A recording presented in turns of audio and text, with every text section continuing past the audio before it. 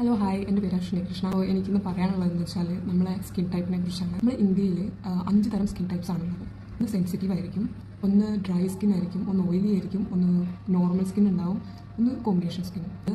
Normal skin എങ്ങനെയാണ് നമുക്ക് അറിയാമെന്ന്, കൂടുതലായിട്ട് ഓയിലി ഉണ്ടാവില്ല, കൂടുതലായിട്ട് ഡ്രൈയും ഉണ്ടാവില്ല. ഇതായിരിക്കും നോർമൽ സ്കിന്നിൻ്റെ ഒരു എന്നുവെച്ചാൽ സ്മൂത്ത് ആയിട്ടായിരിക്കും ആ സ്കിൻ എപ്പോഴും. അതുപോലെ തന്നെ അതിൽ ഡ്രൈ സ്കിൻ ആണെങ്കിൽ എന്നുവെച്ചാൽ ഭയങ്കരമായിട്ട് ഡ്രൈ ആയിരിക്കും, സ്കിൻ ഭയങ്കര ടൈറ്റായിട്ടും ഈ മുരിഞ്ഞ് നിൽക്കുന്നതായിരിക്കും കൂടുതലായിട്ട് ഡ്രൈ സ്കിന്നാണ് നമുക്ക് മനസ്സിലാവുന്നത്.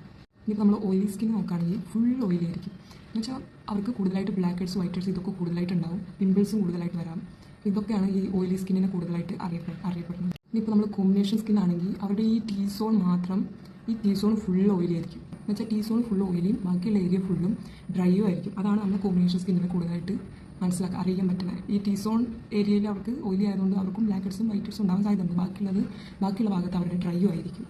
പിന്നെ അതേപോലെ സെൻസിറ്റീവിന് പറയുകയാണെങ്കിൽ നമുക്ക് ഫുൾ റെഡ് കളറായിട്ട് വരിക, അല്ലെങ്കിൽ ഈച്ചിങ്, അങ്ങനത്തെ ഒക്കെ ഇതാണ് നമ്മുടെ സെൻസിറ്റീവ് സ്കിന്നിനെ അറിയാൻ വേണ്ടി നമുക്ക് പറ്റുക. അപ്പോൾ ഇത്രയൊക്കെ ഉള്ളൂ. നിങ്ങൾക്ക് എല്ലാവർക്കും മനസ്സിലായി ഞാൻ വിചാരിക്കുന്നു. ഇത് കൂടുതലായിട്ട് എന്തെങ്കിലും അറിയണമെങ്കിൽ നിങ്ങൾക്ക് കമൻറ്റിൽ ചെന്ന് മെസ്സേജ് അയക്കാവുന്നതാണ്, കമൻറ്റ് ഇടാവുന്നതാണ്. ഞാൻ അതിനായിട്ടുള്ള ഒരു വീഡിയോസ് ഇടുന്നതാണ്. So thank you.